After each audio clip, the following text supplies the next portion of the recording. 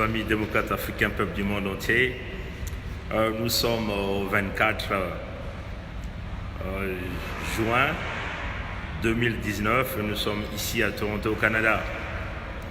Bon, j'espère que vous connaissez Tibor Nagy. Tibor Nagy, c'est, on peut dire, the US Assistant Secretary of State for Africa, for African Affairs. Donc, on peut simplement dire que Tibor Nagy est le sous-secrétaire adjoint sur des affaires africaines, bien sûr au département d'État américain. Donc, il s'occupe des affaires africaines. Voilà. Tibor Nagy a fait une conférence de presse hier en Afrique du Sud. Comme nous sommes dans le baie vitré, nous allons simplement essayer de vous tourner ça. Bon voilà, donc ça c'est le titre. Vous le voyez, The Chronicle, There will be no more debt relief for Africa. One US top diplomat. Vous le voyez, la date, c'est le 24 juin. Donc c'est un article qui est sorti aujourd'hui. C'est dans le Chronique. L'alerte nous a été donnée par Chéri Boila qui nous a envoyé cette alerte-là. Et nous sommes allés regarder pour voir le contenu de cet article. Comme vous le voyez, le secrétaire assistant du secrétaire d'État au département des affaires étrangères des États-Unis, M. Tibor Nagy. Donc, il le dit simplement que nous risquerons de ne plus en Afrique obtenir ce que nous appelons des allègements de la dette, du poids de la dette. Éventuellement, il y a plusieurs pays qu'on a cités. On a parlé du Rwanda. Le Rwanda qui a, on peut dire, je vais simplement essayer de tourner. Voilà, donc Tibor Nagy a cité pas mal de quelques pays qu'il a cités, qui se sont embourbés avec des dettes chinoises. Bon, on parle ici du Rwanda. Je vais simplement le lire pour que, le Rwanda qui a accumulé 40% de dettes sur son PIB, 40%, ce qui représente à peu près une accumulation de 3,5 milliards de dollars américains. Et éventuellement, la Chine détient seulement 280 millions de dollars américains de cette dette. Bon, vous voyez que le Rwanda n'a que 40% de dette sur son PIB. Bon, ils ont aussi parlé du Congo-Brazzaville. Vous voyez, on ne peut pas oublier le Congo-Brazzaville. On parle ici du Congo-Brazzaville qui a une dette de 110% sur son PIB. Dans ce même article, ça c'est, on peut dire, à partir de octobre 2018, on le dit. Donc, ce qui représente à peu près une affaire de 9,1 milliards de dollars américains et dont la Chine détient 2,3 milliards de dollars américains dans cette dette. Donc, essayez de comparer le Rwanda, entre le Rwanda et le Congo. On peut dire l'économie un peu avancée par rapport. La dette du Rwanda, c'est 40% sur son PIB. Les Chinois détiennent seulement 289 millions de ça, dans cette dette. Et le Congo-Brazzaville, la dette du Congo-Brazzaville, c'est 110% sur son PIB. Et que les Chinois détiennent 2,4 milliards de dollars. Vous voyez que c'est une très grande différence. Et voilà pourquoi ce secrétaire d'État américain l'a dit d'une manière claire. There will be no more debt relief for Africa. Qu'il n'y aura plus d'allègement de la dette pour l'Afrique. Éventuellement, on a cité le cas du Congo-Brazzaville dans l'article où je vais quand même le lire rapidement. Comme ça, vous allez comprendre de quoi nous sommes en train de parler ici. Voilà. Donc, c'est quand même une situation très compliquée pour le Congo-Brazzaville qui est sur la Select. Donc, vous voyez qu'on vous avait dit que Sassou était mauvais pour le Congo, il était mauvais pour la sous-région, et là, il devient mauvais pour toute l'Afrique. C'est une situation compliquée. Peut-être qu'au Congo, vous êtes en train de s'amuser avec ça, en nous venant avec des candidatures farfelues, en nous parlant des dialogues farfelus, et ces Congolais de Paris là qui veulent nous apporter des contradictions. Oui, Loris n'a pas organisé une conférence financée par le PCT, Mais ça ne va pas du tout là. Vous connaissez l'histoire de... Vous ne connaissez pas votre propre histoire? Bon, prouvez-nous que vous avez financé ces conférences-là vous-même. Vous voyez, chers amis. Alors, on le dit, hein, comme on le dit ici, the all-rich nation has foreign debt of 9.1 billion of US dollar, according to International Money Fund. About 2.4% of billion is owned by China alone. Et on le dit encore, as of October 2018, the debt was accumulated 110% of the country GDP. Ça, c'est ce qu'on dit ici pour le Congo-Brazzaville. Donc, vous voyez que ça, c'est quand même un signal, hein, parce que cette conférence de presse de M. Taibor Nagy, Mr. Nagy Talbot, the U.S. Assistant Secretary of State for Africa, for African Affairs. Hein, il est le secrétaire adjoint du département d'État, mais celui-là qui gère les affaires africaines, M. Taibor Nagy. Et donc, il est très clair là-dessus.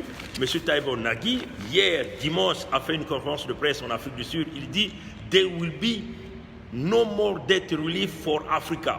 Vous voyez? Donc, l'article le dit d'une manière claire. Et ça, c'est fait hier le 23. L'article est sorti aujourd'hui le 24 juin. Ça nous donne quelques indices de ce qui peut se dessiner le 5 juillet au conseil d'administration du FMI, parce que les Américains vont imposer leur veto à ceux-là qui attendent l'infusion du FMI. Et voilà pourquoi vous avez vu la machine Sassou a déjà commencé à dérouler les tapis pour préparer des plombées, dire aux Congolais, oui, il y aura une élection, même si on n'a pas l'argent, il y aura une élection, vous avez des candidats, candidats de l'espoir, Ngombe, qui sera là, Ngombe qui vous dit, oui, il est de Bas-Congo. Tout le monde est de Bas-Congo. Il y a des Ouest-Africains à Bas-Congo, il y a des Tchadiens à Bas-Congo, il y a des Maliens à Bas-Congo, il y a des Wenambangi, hein, que nous appelons des Sud-Africains, plutôt des Centrafricains à Bas-Congo. Tout le monde est à Bas-Congo. Vous voyez, chers amis. Donc, peuple congolais, nous sommes là pour vous informer en temps réel, pour qu'on ne dise pas que nous prenons ces informations-là dans le vide. Je vais simplement, quand vous le voyez, cet article ici, hein, l'article c'est The Chronicle, et on le dit, l'article, comme vous le voyez, la date, le 24 juin 2019, nous sommes le 24 juin, there will be no more debt relief for Africa, warn US top diplomat. Vous voyez? Et là, vous avez la photo de qui? De Taibor Nagy. Et donc, on le dit d'une manière claire, et on parle des conditions des pays qui s'engouffrent avec des dettes chinoises. Comme vous le voyez ici, Taibor Nagy, the US Assistant Secretary of State for Africa, for African Affairs. Vous voyez, donc, at the conference, last Sunday in Pretoria, South Africa, according to the Reuters News Agency. Vous voyez, chers amis. Et puis, si vous allez un peu plus en bas de l'article, on parle du Rwanda. Et puis, si vous allez essayer de descendre un peu vers le bas, je vais vous montrer la section qu'on parle du Rwanda. Nous avons parlé, si vous le voyez ici, ici on dit Rwanda has, on his part, has accumulated a debt of 3.5 billion, more than 40% of the country GDP. Only, on dit encore seulement 289 millions de cette dette, bien sûr, appartient aux Chinois. Vous voyez, chers amis. Et donc, si vous allez un peu plus en bas, là où on parle, également on parle de l'Éthiopie, on parle de l'Ouganda, on parle de la Tanzanie.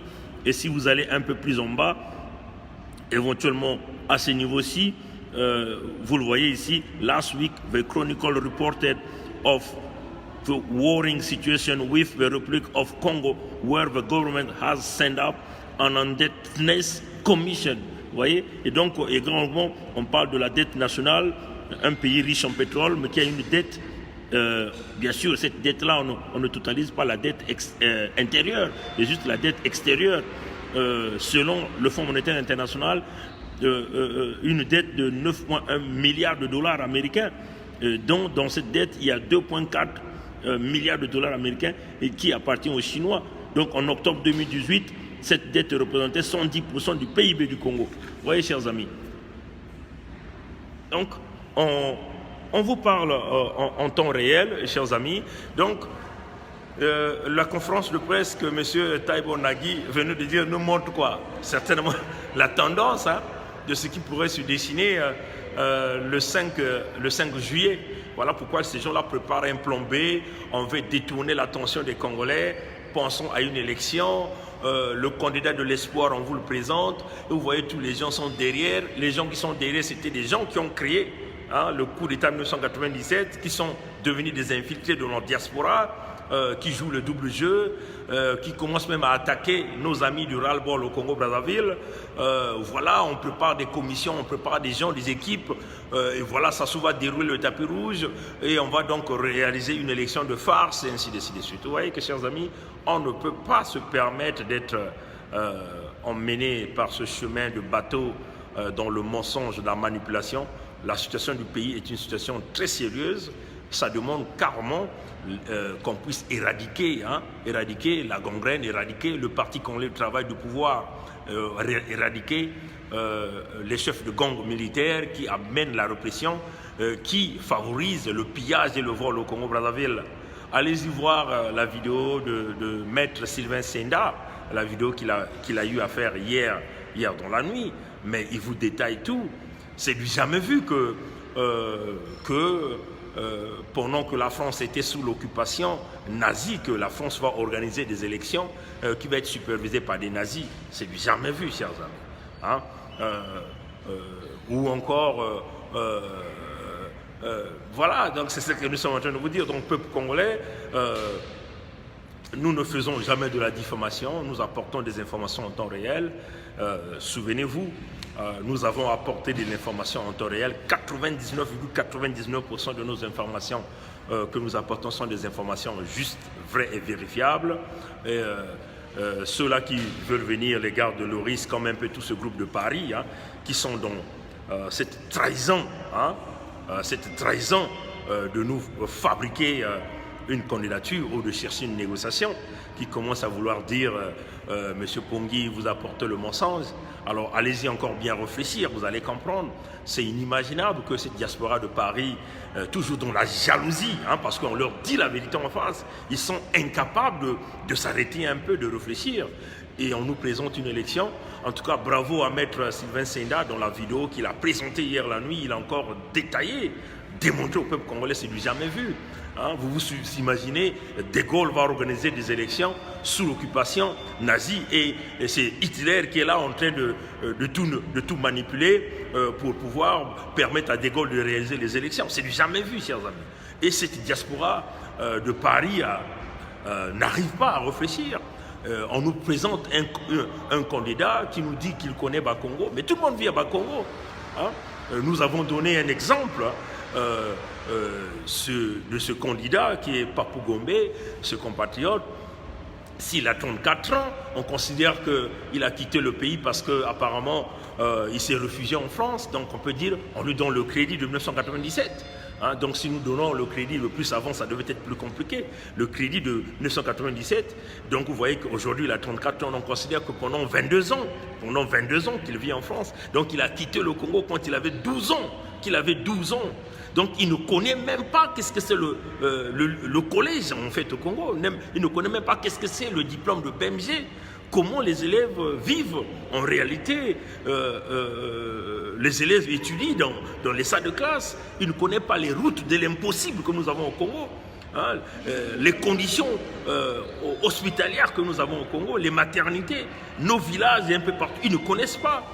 Et il y a une diaspora qui nous dit, la diaspora des élites, ont simplement décidé de fermer les yeux. Les voilà tous derrière quelqu'un comme ça pour vous dire, oui, il va falloir que... Et il y a même des gens qui arrivent à poser des questions.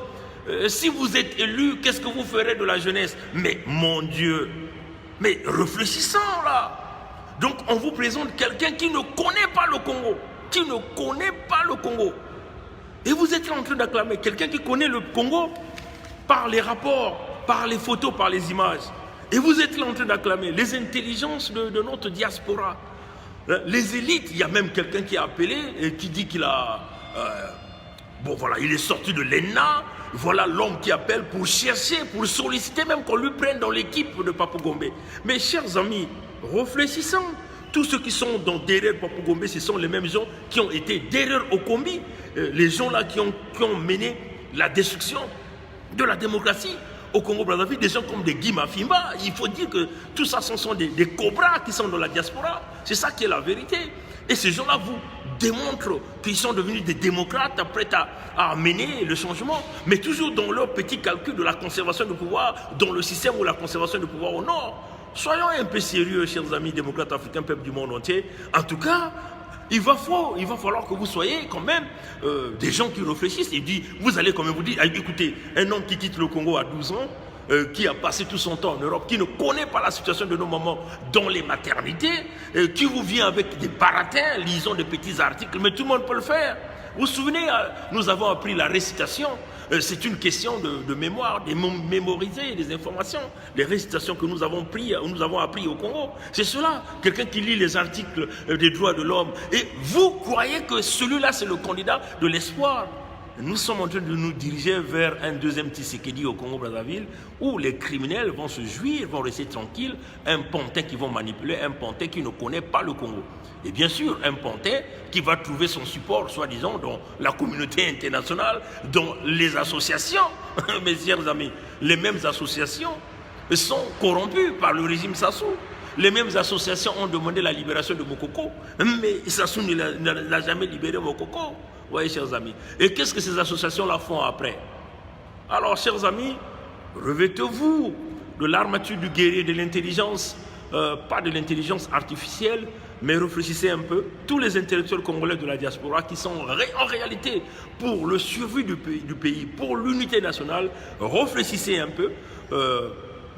Vous devez comprendre, libérons d'abord le Congo pour que parmi ces Congolais-là, il y a des vrais Congolais qui sont capables d'être des véritables présidents pour le Congo-Brazzaville et non un pantin, un homme qu'on est en train de nous façonner, de nous présenter, de nous faire vendre.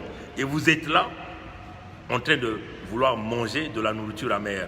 Que Dieu nous garde, que Dieu nous bénisse. Nous ne sommes que des lanceurs d'alerte. Parlons avec preuve à l'appui.